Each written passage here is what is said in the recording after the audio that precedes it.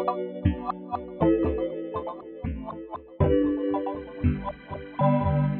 everybody, church, welcome back, and welcome especially to the beginning of our second year together as a community of faith. Again, I just want to reiterate what I said last week, and that is thank you to all the folk like Ray Waters and Neil Campbell who make all of this happen, and especially thank you to those who are a part and who stay in contact with one another, encouraging one another, building relationships. Everybody, church is an important entity, I believe. I think you do too. We're up now into the thousands of members. I think Neil told me last time I checked, 5, 6, maybe 7,000 people are calling this place home. So invite your friends, spread the love. This is an important community we're building here. I told you last week that I was going to continue on with what I was talking about then. If you haven't had the chance to watch last week's, I'll do my best not to be too redundant, but to recap a little bit. We're talking about our conscience, and to kind of set us on the path of the discussion that I wanted to have with you, I read a scripture from 1 Timothy 4, and I read 3 or 4 verses there, and I want to read those again, and particularly pick up on a little phrase that I think is critically important to our conversation. The writer says, "Now the Spirit says that in the latter times some will depart from the faith, and they'll do so because they give heed to deceiving spirits and doctrines of demons, demonic teachings, speaking lies in hypocrisy." So they're duplicitous. They're saying that they are one thing, but they're really another. These are people that obviously have ill motivations and poor ulterior motives. The writer says they speak lies and hypocrisy, and then it describes them as having their own conscience. And here's the phrase that I picked up on: having their own conscience seared with a hot iron. And they forbid to marry. They have kind of this false holiness, this feigned holiness, that the more things you can be against, and the more conservative you are, and the more of the old standards you hold to, the holier you are. They forbid to marry, and they command to abstain from foods which God has created to be received with thanksgiving by those who believe and know the truth. So the folk departing from the faith in this context aren't the ascetic or the liberals or the progressives who are trying to adapt and grow and learn new things. In this context, they're the conservatives who are refusing to let go of old benchmarks that have lost their contemporary relevance. But that's a whole other message that I think would be enjoyable to explore at some point and helpful. The phrase that I picked up on last week, though, that I wanted to explore more fully this week was that idea of having our conscience seared with a hot iron. First and foremost, we define conscience. Conscious being, here was the definition we used, our conscience is an inner feeling or voice, and I think that idea of the voice can be problematic because for a lot of theistic believing people of faith who believe in God, a lot of time we confuse that voice with the voice of God. But here it's a small v. Our conscience is an inner feeling or a voice that's viewed as a guide to the rightness or wrongness of one's behavior. It's our moral compass. It's our moral center. We talked last week about the fact that a lot of people confuse this by making it synonymous with God. A lot of Trinitarian theists, which is what most of us grew up and were reared, believe that their conscience is somehow synonymous with the voice of the Holy Spirit, that these inner impulsions, this inner voice is somehow God dictating to us or directing us on how we should live. And while I do believe that God does give us direction, I think there's a severe danger that has tragic consequences when we equate our own conscience and make it specifically synonymous to the voice of God. The reality is, my conscience is related to God, but not as God. My conscience, rather, is my sincere best attempt to discern and then act on what I believe to be the mind of God about a matter. For theistic people, especially those who believe that God is involved with the creation, we believe that God has a mind, that God has an idea about how the cosmos should run. And it's beyond the laws of thermodynamics and physics, that there are spiritual laws, that there are ways of being in the world. Things like virtues are actually not something that we can do, but they're something we should do. God does give a moral imperative in the substrate of the cosmos. There is a moral imperative that we're to live and act out the image of God that's in all of us. So our conscience is a very important thing. It is our best attempt to discern the mind of God and then to act upon that. To that end, I said there were 3 responsibilities that I think we all have to our conscience. The first I've spoken of already, and that is there should be a measure of humility as it relates to our conscience. A humility that admits my conscience does not equate with God's voice. My conscience is not God's voice, but rather my best attempt to discern God's ideas about a matter. So there's always a measure of humility. If we don't have that measure of humility, then that's where competing religions, competing denominations, competing political sects get involved in trying to defend their own ideas because they make them tantamount to God's ideas. We're always on God's side in our mind, and everybody else is the enemy. And we all know the tragic consequences that come from that kind of religious and political partisanship, where we don't give the benefit of the doubt that other people are sincerely, with their accumulation of life, developing their ideas that may be different from ours. And they may even be wrong. Ours may be wrong. Theirs may be wrong. But we at least give the benefit of the doubt that they're sincerely, through the accumulation of their experiences, doing the best they can to do and believe what is the right thing. So, number 1, our conscience is not the voice of God. Number 2, we have a responsibility because of that, because of all of the different experiences that we have as a matrix, a community of 7 billion people. We should be not only humble, but we should be sincerely curious, opening our eyes, opening our ears to make sure that our conscience is maximally informed, that we are exposed to the maximum degree, that the shutter of our soul is open as wide as it can get to exposure to the broader universe. I do know that over time, my conscience, I believe, has become better informed. Some things that I used to think were right, I no longer believe are right. Some things that I used to think were wrong, through exposure to other people and better ideas and more acute information, I now believe those things aren't wrong. I believe over time I have a responsibility to make sure my conscience is as aptly informed as it could be. And then the third that I talked about was the courageous responsibility to act upon that which we believe is the right thing. I believe an ultimate responsibility we have to our conscience is to follow it. I don't know how else to say that. You have a conscience for a reason. It is a moral center, and it's the best you have, held humbly within the community of faith, within a community of people.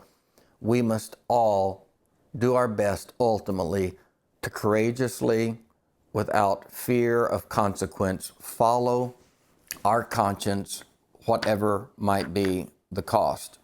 And to that end, I made the statement at the end of last week that when we do that, I do believe that we are advantaged.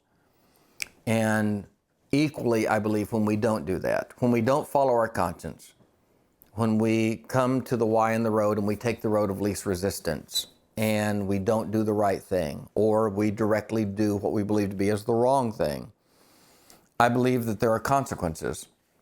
Not the least of those consequences, as I believe when we don't follow our conscience, we damage our conscience. And I believe this internal inherent damage that is done to the soul, specifically to the portion of the soul that we know as the conscience, I believe that damage can be severe and can lead to even more tragic consequences. Years ago, as I was thinking about this, knowing that at times I've been morally, spiritually lazy and not done the right thing, that at times I haven't taken care of my conscience, that I have disregarded it, that I've muted that voice in the pulpit of my own soul.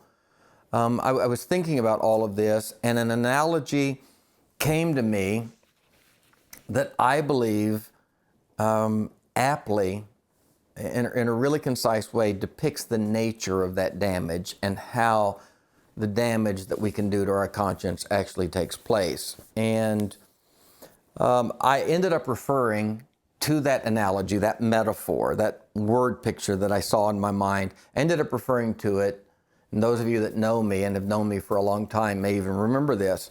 I called this analogy, this metaphor, the A to Z continuum. I used our alphabet, the A to Z continuum. And in the analogy, the letter A serves as a place, a position of soul, a place of spiritual, moral, mental, psychological health. I'm going to say that again. A is a place of spiritual, moral, personal, psychological health. At A, I have a conscience that is humble. I have a conscience that is informed. I have a conscience that is curious. I have a conscience that is courageous. I have a conscience that I value and that I choose to follow. That's A. I do what I believe is right. I don't do what I believe is wrong. And I do that without I shouldn't say without fear of consequence. You can fear consequence. Courage isn't the absence of fear, as we know. Courage is the willingness to face the fear and do the right thing. That's A. And we've all been there at times. We've all hopefully had moments of spiritual health, and hopefully that is our consistent way of being in the world. We live at A. On the other end of the spectrum, we have Z. And I just arbitrarily, I could have reversed those letters. Inherently, A is not better than Z, and its primacy is not better than Z's ultimacy, but I just used the letters as an analogy, an imperfect analogy. So I picked Z, and I said Z is the opposite of A. Z is the place of spiritual dissolution. Not disillusioned like an illusion, or I'm disillusioned, but dissolution. Dissolution. Dissolution is a place of moral debauchery, of moral failure, a place where my spiritual life has completely broken down. And so while A is a place of spiritual health, Z is a place of spiritual dissolution and spiritual dissolve, if you will, a place of spiritual disrepair. A is a place where, by my estimation of spirituality, I am living honestly, sincerely, curiously, courageously, gratefully, humbly, and lovingly. A is a place, to use New Testament terminology, where the fruit of the Spirit, goodness, gentleness, kindness, meekness, long-suffering, faith, forbearance, love, charity, where those things are just naturally flowing out of me. A is the place that Jesus described where we as the branches are so attached to the vine of the universe, the sustenance of the universe, the divine mind, the Christ, as Richard Rohr calls it, where we are so connected as branches to that vine that the sustenance of that vine just naturally flows through us. And the result of that, the fruit of that, is that the Spirit just enacts itself through us. That's A. Z is the opposite end of that spectrum. Z is where so much has been lost, and there is so much detachment from that source that we have simply lost our way. And in Christian nomenclature through the years, we've called that being lost. And I don't know that there's a better term for it. So in A, I'm not morally lazy. I'm morally responsible, and I'm disciplined, and I'm caring for my conscience by keeping it as informed as possible and following it without compromise. And Z is the terrible place of personal ruin and the loss of all of those good things. In my analogy, the thing that I came to recognize as I was seeing all of this kind of unfold for me is that A and Z are at opposite ends of the spectrum, and they are separated by a lot of stages between. They're a long way apart. They're separated by many steps or positions, represented here as 24 other letters, B through Y. And what I realized, knowing that I have been at A in my life, hopefully I'm at A now, But a few times in my life, I have been way down the alphabet. I don't know that I've ever been to Z, where my conscience was completely dead. My longing for home was completely gone. I don't know that I've ever been there. I don't know that too many people ever get to Z.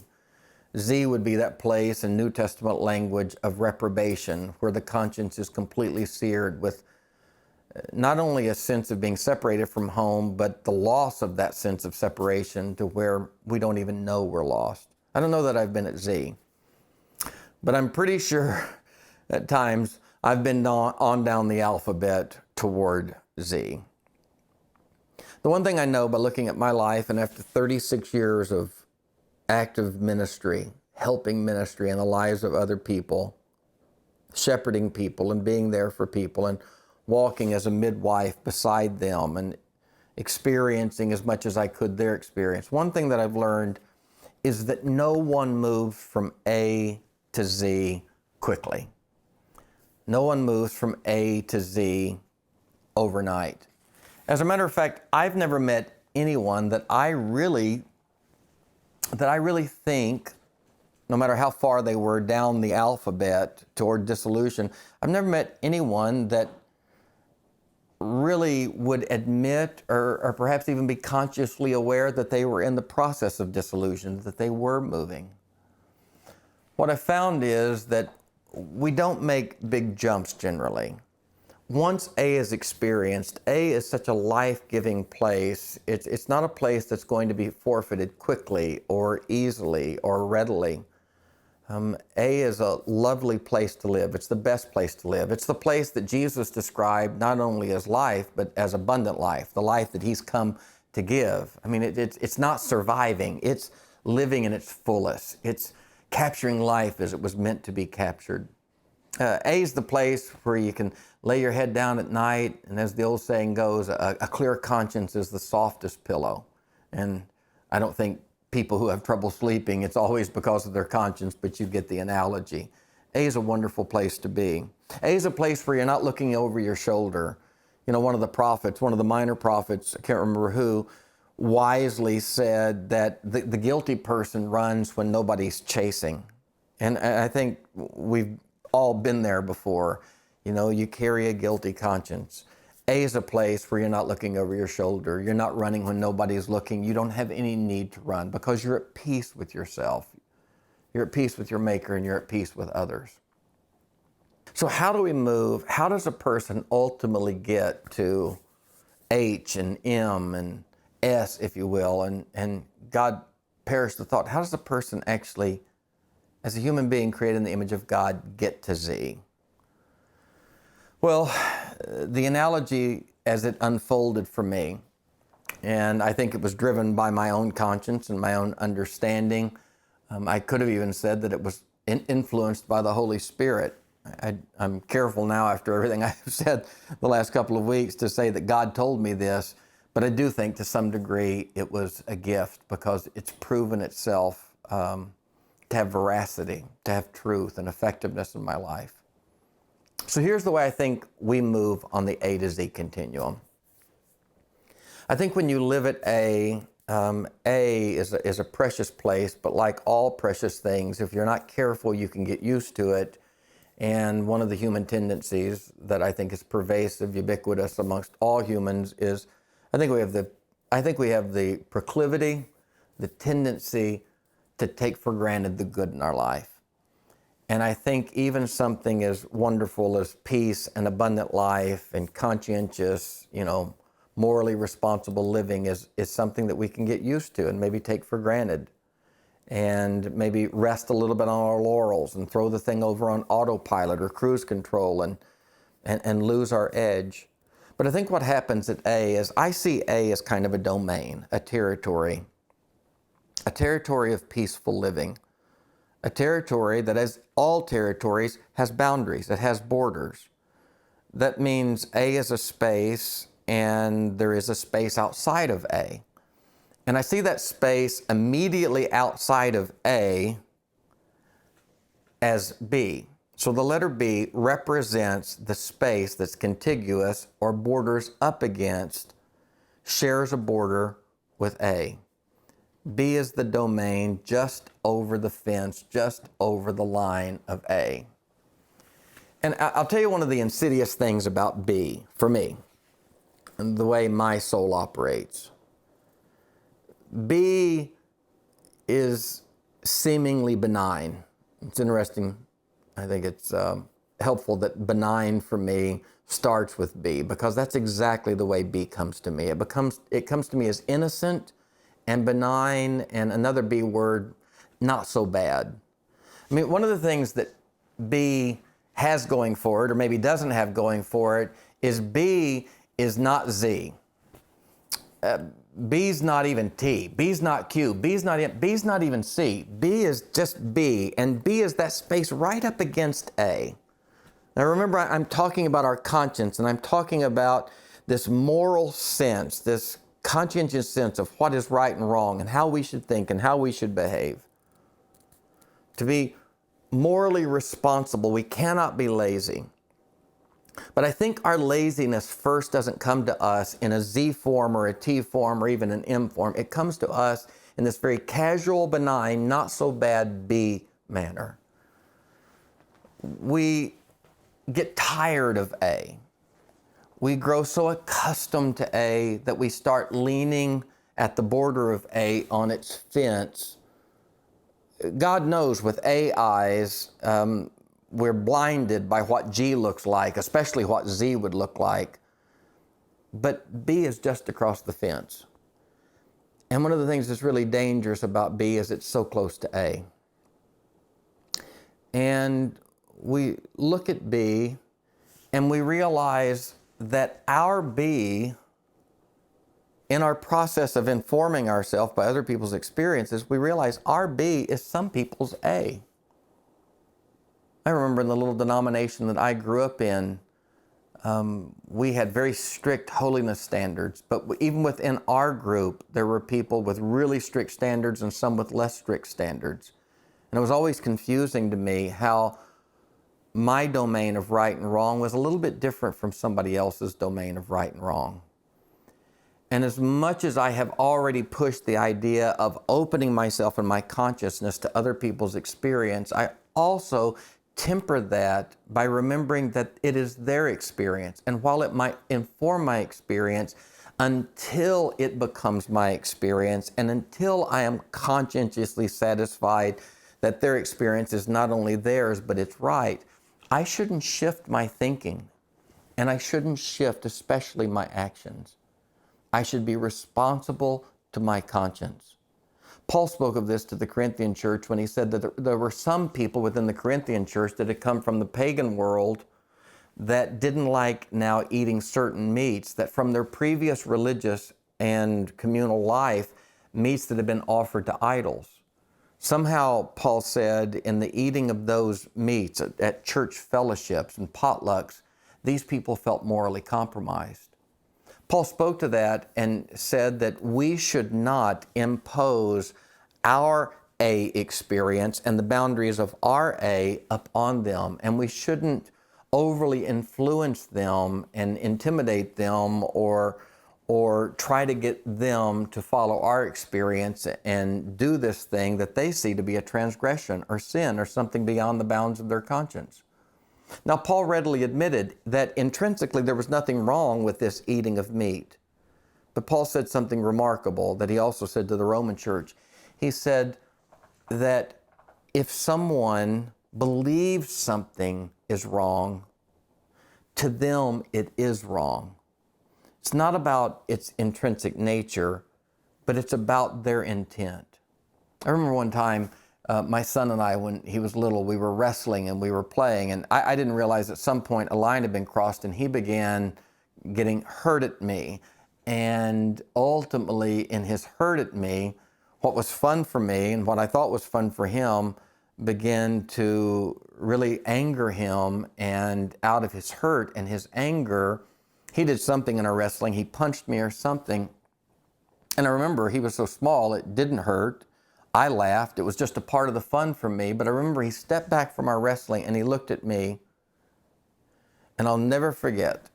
He looked at me and said, I wanted that to hurt. In other words, he wanted something to hurt that didn't hurt. And though it inherently, intrinsically did not hurt itself, at the moment I realized his intent was for it to hurt, guess what? It hurt. And that's what Paul is saying. If somebody believes something is wrong and they do it, for them, he said, the phrase in the King James was, you might remember this from growing up, whatsoever is not of faith is sin. Whatsoever a person can't do in good faith and clear conscience, it's sin to them, even though it might not be to God or the broader universe. So Paul was saying we shouldn't encourage those people who believe to eat meat is wrong. We shouldn't encourage them to eat it. But at the same time, we shouldn't leave them in that place of an uninformed conscience. Paul was very committed to teaching them until they could expand their A and make their territory more properly informed. So when it comes to our conscience, we have to care for our conscience. And the reality is, one of the most dangerous moves we will ever make. As a matter of fact, I'm going to say the most dangerous move you will ever make in the scheme of this A to Z continuum is not the move from Y to Z. Now that's the inflammatory, incendiary, very obvious move. When you get on down the ladder into the alphabet, everybody begins seeing your brokenness. But those aren't the most dangerous moves. The most dangerous move that any of us ever make is the move from A to B. The move of slightest compromise. A move of compromise that maybe nobody sees. Maybe we don't even see ourselves. But we stand there looking over the fence of A at B, and for reasons that are less than scrupulous and healthy and mature, we say, you know what? For crying out loud, it's not M. For sure it's not Z. It's just B. And you know, there are a lot of people that don't even think that's B, for crying out loud. I mean, there's a lot of people that think that's A. And you know, I've been too hard on things and times. You know what? Even if it is B, little b doesn't hurt anybody, right? I mean, think about this. This is the way our brains work in the moment of conscience compromise. We move from the place of peace and abundant life. We move not 1,000 miles down the road, but the journey to the hog pen is not an immediate journey. I mean, it's not Star Trek where we're beamed up from the Father's house to the hog pen. It's a journey of 1,000 miles and 1,000,000 steps. And the move from A to B is the worst move we will ever make in our life. And I'm going to tell you why. Because it's the move where we learn how to move away from our conscience. And once you learn the move, it's not about A to B, and it's not about B to C, and it's not about E to F. Once you learn how to make that move, you will make it again and again and again and again. And the dangerous thing is that when you move from R to S, it won't feel any different than the move from A to B. And as a matter of fact, the insidious nature of the searing of conscience, the process of searing our conscience, the insidious part of that is that no one ever thinks they're moving from R to S. Now listen, you may have to listen to this again. Nobody ever thinks they're moving from R to S or from U to V. Every move feels like the move from A to B. And here's why. When we move from A to B, when we move to the compromise, the first compromise in our conscience, we do that by not only justifying that B is not so bad, but ultimately when we move to B, we convince ourselves that it's just A extended. We move the fence, and again, In the information, in the informing of conscience, there are times that we need to move the fence out and move the fence in. I'm not talking about those proper movements of conscience. I'm talking about when we're doing it and we're transgressing our inner sense of what is right and wrong, and we're doing something, regardless of what it is in other people's life. For us, it is wrong. When we avoid that moment, when we don't take that stand, when we do that thing that we know is not healthy and in the best interest of ourselves and the people in our lives, our family, that move from A to B eventually moves you not across the fence, but it moves you to extend the fence. And B becomes A extended, and eventually A extended becomes A incorporated, and eventually A incorporated drops all superlatives and it just becomes A. Now you're living in the domain of B, but you think it's A. And guess what happens in that domain? You follow the pattern of looking over the fence. You follow the pattern of moral, spiritual laziness. And you lean on the fence again one day. And you tell yourself you're standing in A and you're looking at B, but you're not standing in A anymore. You're standing in B and you're looking at C. And the same process repeats itself. And you move into C thinking it's just B, and you make C A extended, and A extended becomes A incorporated, and moral laziness just extends the compromise.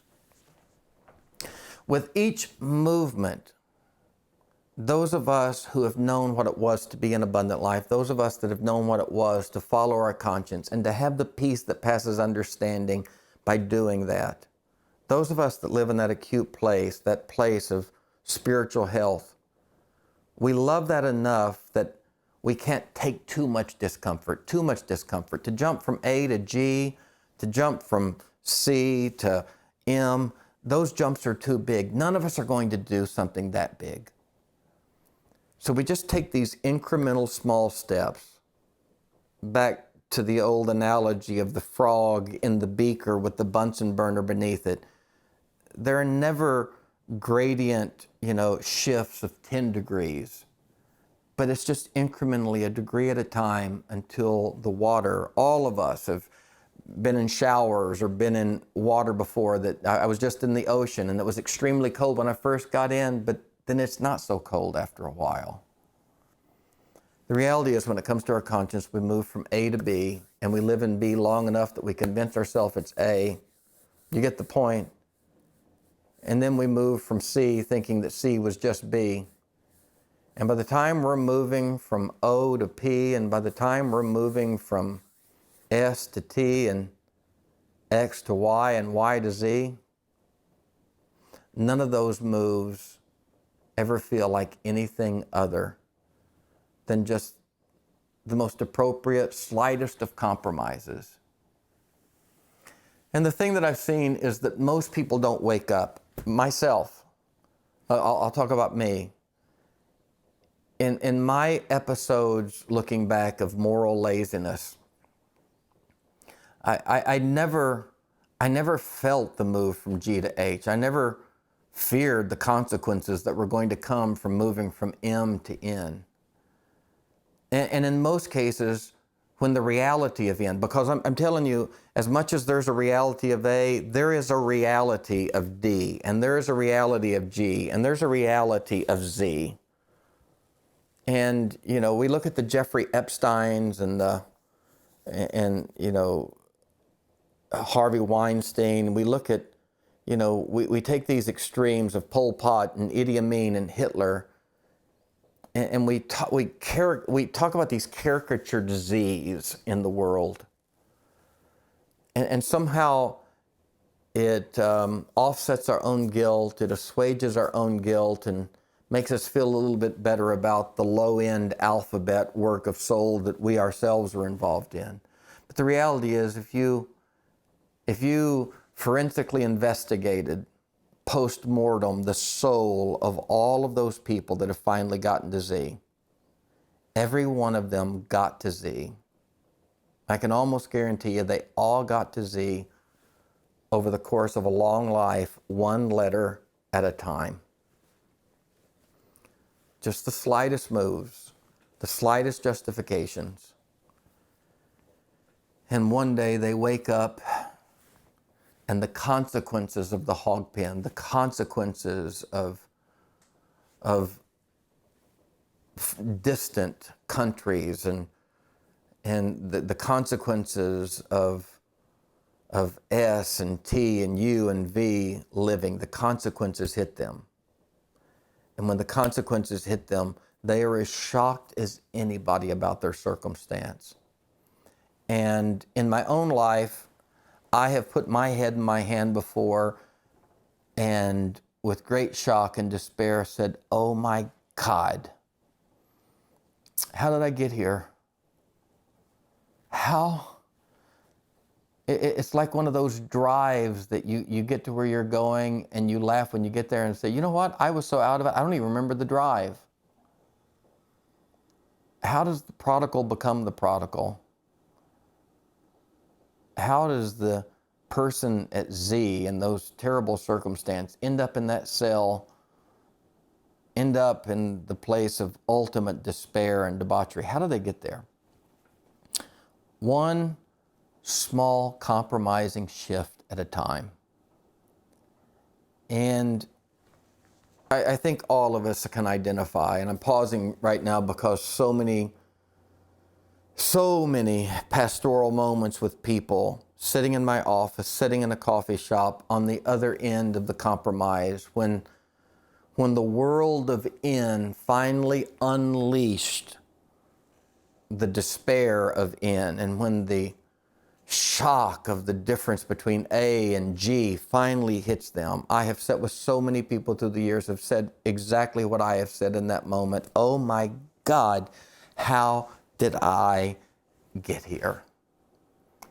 So as surely, and I'll close with this, and we'll do one more message next week to this end, but as surely as we must humbly open our conscience to exposure, our minds and hearts to exposure to other ideas, perhaps better ideas, as much as the fences of our conscience and our ideas need to have some pliability and some flexibility and the ability to stretch out and even compress in. As surely as there should be flexibility in our conscience to grow, we should simultaneously always be careful to know that at the center of the purpose of conscience is that we might have a moral compass to know what is the right and what is the wrong, and the fortitude, the image of God inside of us, to bravely do that thing no matter our fears, no matter the possibilities that the right thing might bring us. We should always follow our conscience. Don't compromise your conscience. Your conscience is tender. Let us not sear this gift that God has given to this tender place of our soul. Let's do the right thing. Let's live at A, and let's let B be B. Let's stay in the place of perfect peace with God. I'm going to talk to you next week about what happens when we move away from that place. I don't believe that once you move, it is inevitable that you're going to end up in Z. If it were inevitable, we would all have ended up in Z, but it's not. I believe the mercy and the grace and the love of the divine is built into the system, that all along the way there are checks and balances, there are moments, there are consequences that graciously call us to a shocking recognition, that call us to go back home, to tenderize our conscience, to have our conscience tenderized, and to come back to a place of clean heart with God, with ourselves, and with others. Caring for our conscience. I hope this helps you guys. I hope it's something that you can identify with. I know it's a very real thing. I almost get trembly talking about it because it's so personally real for me. I want to live in I want to be a person of conscience who does the right thing. I love you guys. Here's to a good second year. Come back next week. We'll see you, and be good to one another in the meantime. Love you, everybody, church. Worthy is the Lamb who was slain.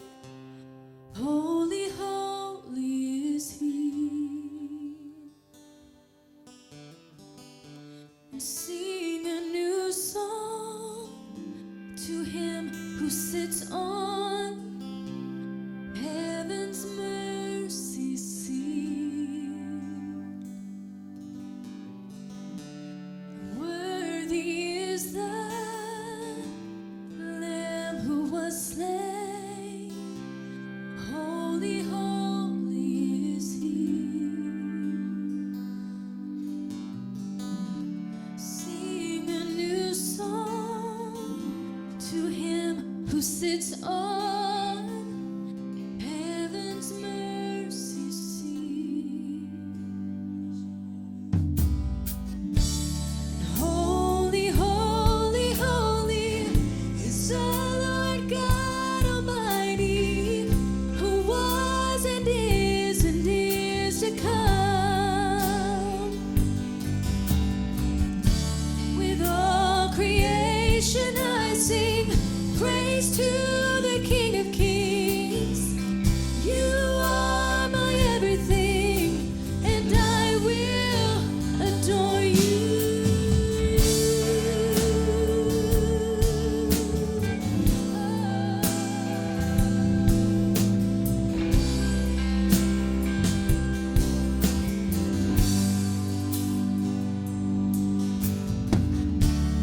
Clothed in rainbows of a living color, flashes of lightning, rolls of thunder. Blessings and honor, strength and glory and power be to you, the only wise King. Yeah. Holy, holy, holy is the Lord God Almighty, who was and is to come. With all creation I sing praise to the King of Kings. You are my everything, and I will adore you.